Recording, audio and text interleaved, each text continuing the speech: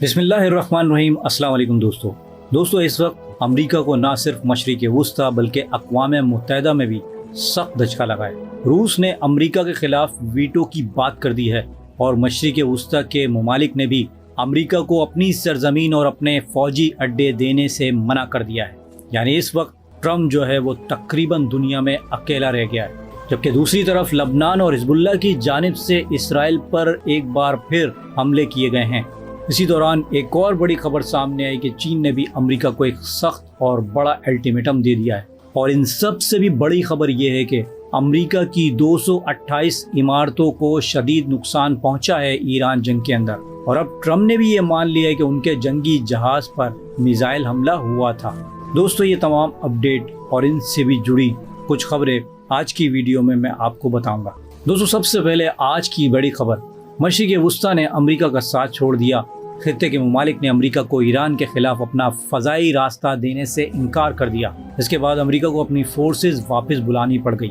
Saudi अरब और Kuwait ने दोस्तों ये साफ कह दिया है कि वो अमेरिका को ना अपना एयरबेस देंगे और ना ही फ़ज़ाई हुदूद, क्योंकि अमेरिका उन सहूलतों को ईरान के खिलाफ कार्रवाई के लिए इस्तेमाल करना चाहता था। असल में दोस्तों 4 मई को अमेरिका ने आबना हरमज़ में जहाज़ों की आमदोरफ्त दोबारा शुरू करने के लिए प्रोजेक्ट फ्रीडम शुरू किया था।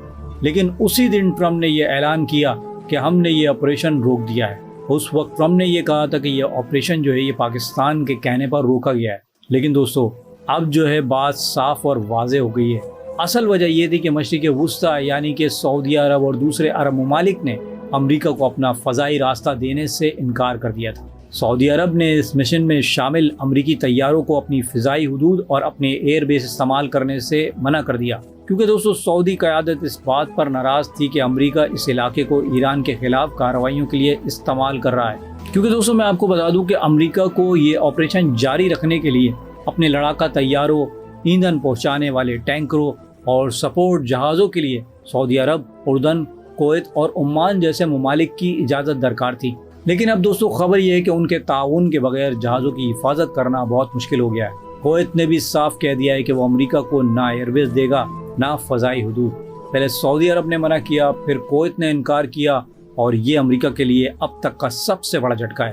क्योंकि जिस मशरिक़ वुस्ता को ट्रम्प अपना बड़ा दोस्त समझ रहे थे, उसी ने ईरान की इस जंग में अमेरिका का साथ छोड़ दिया है।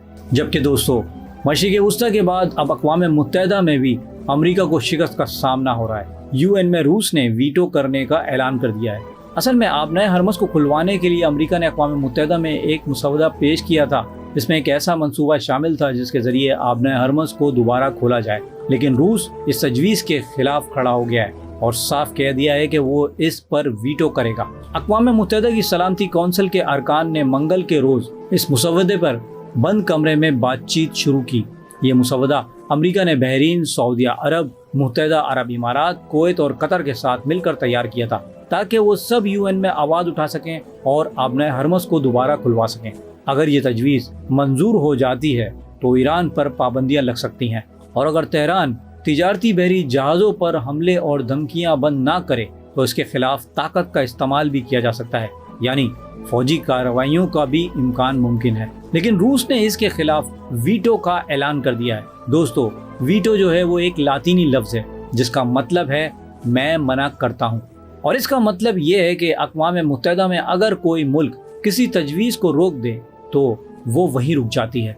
जबकि दोस्तों उधर ईरान में IRGC ने अमेरिकी जहाज़ पर मिसाइल दाग दिए हैं। ये बात डोनाल्ड ट्रम्प ने खुद तस्लीम की है। ट्रम्प ने कहा कि ईरान ने हमला किया और इसी वजह से उन्हें ऑपरेशन रोकना पड़ा। अब वो ईरान की 3 शराइत में फंस चुके हैं और जंगबंदी के लिए बेचैन दिखाई दे रहे हैं। लेकिन अब उन्हें जंग से निकलने का दोस्तों कोई रास्ता नज़र नहीं आ रहा, सिवाय इसके कि वो ईरान की बात मान लें। लेकिन एक रिपोर्टर ने उनसे पूछा कि ईरान में आपका सामना ऐसे मुखालिफ से है जिसने आपके सामने झुकने से इनकार कर दिया है। तो ट्रम्प ने उसको जवाब दिया कि आप ऐसा क्यों सवाल कर रहे हैं, ऐसा क्यों पूछ रहे हैं, और फिर इस सवाल को उन्होंने टालने की कोशिश की। इसके बाद रिपोर्टर ने दोबारा पूछा कि कुछ दिन पहले ही ईरान ने अमेरिका के जहाज़ पर फायरिंग की थी। तो ट्रम्प ने यह बात मान ली और बोला कि ये वाक़या तो बहुत पहले पेश आया था, अब तो इसको टाइम हो गया। मगर ट्रम्प ने कहा कि अब वो हर कीमत पर किसी न किसी समझौते तक पहुंचना चाहते हैं। यानी ट्रम्प ने बराह रास्त नहीं लेकिन बिलवास्ता तौर पर यह तस्लीम कर लिया है कि उनके जंगी जहाज़ों पर हमला हुआ था और ये हमला ईरान की तरफ से किया गया। जबकि दोस्तों उधर चीन ने अमेरिका को भी एक सख्त अल्टीमेटम दे दिया है। पाकिस्तान के बाद अब चीन ही वो मुल्क बनकर सामने आया जो अमेरिका और ईरान के दरमियान कोई समझौता करवा सकता है, क्योंकि दोस्तों ईरान मुज़ाकरात को लेकर सिर्फ दो ममालिक पर भरोसा करता है, एक पाकिस्तान और दूसरा चीन। गुज़श्ता दिन ही ईरान के वज़ीर ख़ारजा अब्बास इराक़ची ने चीन के वज़ीर ख़ारजा से मुलाकात की और ईरान को 4 नुकाती तजवीज़ पेश की। इसका मतलब ये है कि जंग ख़त्म करने के लिए चीन अब खुलकर मैदान में आ गया है और वो शुरू से ही ईरान के साथ खड़ा है। इससे अमेरिका पर ईरान का दबाव और भी बढ़ जाएगा। अब्बास इराक़ची ने इस हवाले से एक पोस्ट में कहा कि बीजिंग में उनकी चीन के वज़ीर ख़ारजा वांग यी के साथ एक मुस्बत और तामीरी गुफ्तगू हुई। दोनों फरीकों ने ईरान के इस हक की दोबारा तस्दीक की कि वो अपनी कौमी खुद मुख्तारी और कौमी वक़ार का दिफा कर सकता है। ईरानी फरीक ने खित्ते में अमन और इस्तेहकाम बरकरार रखने के लिए चीन के 4 नुकाती तजवीज़ को सराहा। यानी दोस्तों चीन की दी गई वही 4 नुकाती तजवीज़ें यहाँ ज़ेर बहस हैं। मजीद ये कि इराक़ची ने कहा कि ईरान चीन पर एतमाद रखता है और उम्मीद करता है कि चीन अमन के फ़रोग़ और जंग को रोकने में अपना मुस्बत किरदार अदा करता रहेगा। और दोस्तों सबसे अहम बात यह है कि उन्होंने ये कहा कि जंग के बाद एक नई इलाकाई तरतीब कायम होनी चाहिए जो तरक्की और सलामती के लिए मुफीद हो। यानी दोस्तों अब्बास इराक़ची के मुताबिक ईरान के सामने भी एक 4 नुकाती मंसूबा मौजूद है और उसी बुनियाद पर जंग को ख़त्म किया जा सकता है। उनके मुताबिक जंग ख़त्म होने से लेकर बाद की सूरत हाल बेहतर बनाने तक चीन ईरान के साथ खड़ा रहेगा। जबकि दोस्तों अमेरिका और ईरान जंग में अमेरिका को सख्त नुकसान पहुंचा है। ईरान ने अमेरिका की 228 से ज़्यादा इमारतें तबाह कर दी हैं। ये इमारतें मुकम्मल तौर पर मुनहदिम कर दी गईं, बर्बाद हो गई हैं और इससे अमेरिका को बहुत नुकसान पहुंचा है। दोस्तों सैटेलाइट तस्वीर के साथ एक रिपोर्ट सामने आई है जिसमें अमेरिका की इमारतों की तबाही की वाज़ेह तस्दीक की गई है और ये कोई आम इमारतें नहीं थी दोस्तों, ये अमेरिकी फ़ौज के एक अहम ठिकाने थे जिस पर अरबों डॉलर लगे हुए थे। यानी जंग के दौरान ईरान ने बहुत अहम अहदाफ को निशाना बनाया और अमेरिका ने उसे छुपाने की हर मुमकिन कोशिश की, मगर दोस्तों अब सच सबके सामने आ चुका है। मैंने अपनी पिछली वीडियो में भी इसके बारे में बताया था। दोस्तों जंग के वक्त आपने शायद इस रिपोर्ट के बारे में कुछ ना सुना हो, लेकिन अब कई ऐसी रिपोर्ट सामने आ रही हैं जो ये बता रही हैं कि अमेरिका को कितना नुकसान पहुंचा है। दोस्तों दिलचस्प बात यह है कि अमेरिका का अपना मीडिया ही ये सब सामने ला रहा है। उनके मीडिया ने यानी वॉशिंगटन पोस्ट ने ये तस्वीरें शाया करके बताया कि अमेरिका को बहुत बड़ा नुकसान पहुंचा और ये सब ईरान की कार्रवाइयों का नतीजा है। वॉशिंगटन पोस्ट ने ताज़ा सैटेलाइट तस्वीर पर तहकीक की और उसकी तहकीक के मुताबिक ईरान की फ़ज़ाई हमलों से मशरिक़ वस्ती में मौजूद अमेरिकी फ़ौजी अड्डों और अमेरिकी एहलकारों की इमारतों को शदीद नुकसान पहुंचा। तहकीक में ये भी कहा गया है कि नुकसान अमेरिका की तरफ से आवाम के सामने बताई गई मालूमात से कई ज़्यादा है। इस तहकीक में 15 अमेरिकी अड्डों पर 228 तबाहशुदा इमारतें और आलात का इंदराज किया गया है, जिनमें 217 इमारतें और 11 फौजी असासे शामिल हैं। अखबार ने कहा कि नुकसान का दायरा उससे कई ज़्यादा है जितना अमेरिका ने आवाम को बताया है। यानी दोस्तों अमेरिका को बहुत बड़े पैमाने पर नुकसान हुआ है, मगर अमेरिका उसे छुपा रहा है। लेकिन जब अमेरिका ही के अखबार ने इस पर तहकीक शुरू की और सैटेलाइट तस्वीर सामने लाया तो दोस्तों हकीकत काफ़ी हद तक अब वाज़ेह हो चुकी है। जबकि दोस्तों उधर ईरान ने अपने जौहरी प्रोग्राम के हवाले से भी सख्त मौक़िफ़ इख्तियार कर लिया है। इस मामले पर अमेरिका ने मुतालबा किया, जबकि IRGC ने वार्निंग भी जारी की है। वॉल स्ट्रीट जर्नल ने एक रिपोर्ट शाया की जिसमें बताया गया है कि अमेरिका ने ईरान के सामने एक नया जौहरी फ्रेमवर्क रखा। यानी अमेरिका ने ईरान से यूरेनियम के मामले पर बात करने के लिए एक नया मंसूबा तैयार करके भेजा। अमेरिका का कहना है कि अगर तेहरान इस तजवीज़ को मान ले तो 30 दिन के अंदर मुज़ाकरात शुरू हो सकते हैं। यानी अगर ईरान यूरेनियम के मसले पर बात करने के लिए तैयार हो और तेहरान की तरफ से मुस्बत जवाब आ जाए तो अमेरिका अगला कदम उठा सकता है। इस तजवीज़ में ईरान से यूरेनियम की अफसरदगी बंद करने और जो अफसरदा यूरेनियम मौजूद है उसे ख़त्म करने का मुतालबा किया गया है। यानी ईरान को अपना जौहरी प्रोग्राम बंद करना होगा।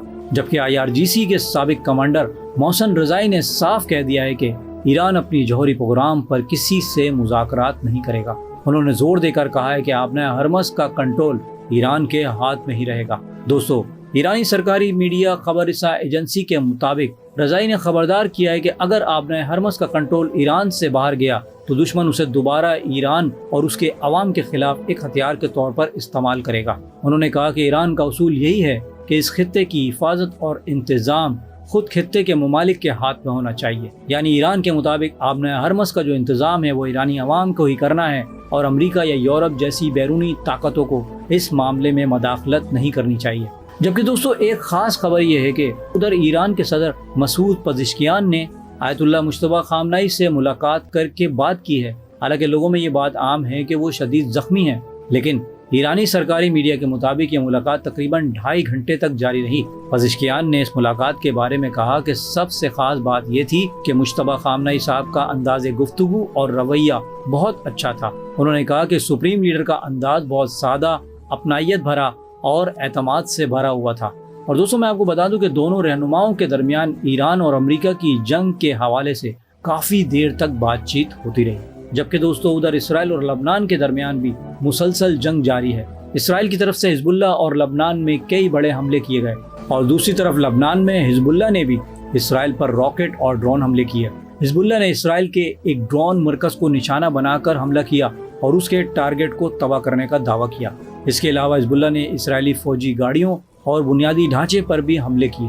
اسی دوران اسرائیلی فوج یعنی IDF نے دعویٰ کیا کہ بیروت کے جنوب مضافاتی علاقوں میں حزب اللہ کے رضوان یونٹ کے کمانڈر احمد بلوط کو ہم نے شہید کر دیا ہے۔